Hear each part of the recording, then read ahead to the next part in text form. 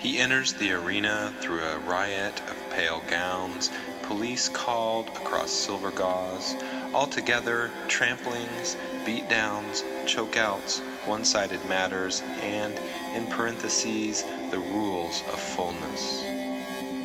Dick was one of the first wrestlers to examine the social meaning of tea. Some major issues he encountered: wives' lipsticks, rouges and pills, adhesives made of beeswax. Someday he may join forces with cosmetics and candles in pleasant anticipation of blood. At Harold's Club, he refuses black tea, saying he's as sick as the wife of a rector left to stew. He didn't mind the dipping method, where the wick is suspended and he leaves the glass slide carefully on her, neck back, a hole in the bone, the stocking, the washed linen collar. Bruiser always trying to prove that playing the French horn was his best quality, the huge ape.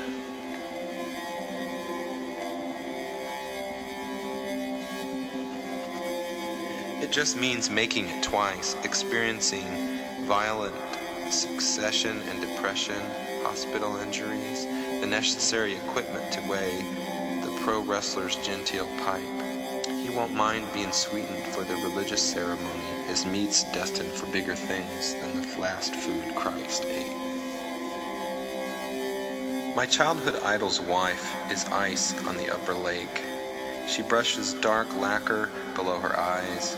The two of them take liberty in the smaller dressing room, furnished as a boudoir with single bones. She saw the stitching wrestle him to my deep heart, smooth as two men figuring out the combination lock. Basking bodies, drafty boxes, he always stops at the bones of a dominant female. When he wrestles in the ring, the dressmaker's level interests. The fin bone will be left back for the strongest man. She starts shaping herself into a plain black blossom, lying to him at tea. It spills like pints of blood, the shop's walls covered with embossed gold. There isn't a man alive who didn't see her gown burning down their crops. Marie Antoinette, after the wicks were repeatedly dipped. Two curved seams form one man, dipper full of mellowed wax, a kind of glue. Her dew eyes draw in his backbone, lies between seams, bones stiffening at the waist. Man, he did not expect to wrestle every stitch. The woman keeping his lower part hurt. She made the mark on front buttons. Perfect. She can lick imperfectly. This remedy requires black velvet ribbon drawn to a point, and getting involved in 16 salts, evaporated nectar. How to evaporate nectar? Stir 80% water, 20% pushing bodies into a thin layer of wax. He lowers the elastic back of her skirt. She's bound in brittle cuffs, beeswax, and whalebone. He may easily snap. Bruiser has fed sugar again to his queen in antebellum elegance, the creamy white color fastened now to the end of structure. My childhood idol jabs pins in the eyes of letters I write. His name appears on me. He is tables and chairs. I am a death mask made of beeswax. The effects of sugar on this small man, on the worn-out south of my own tea rarely offered. Remember, the wrestler and I link vision to roiling tea.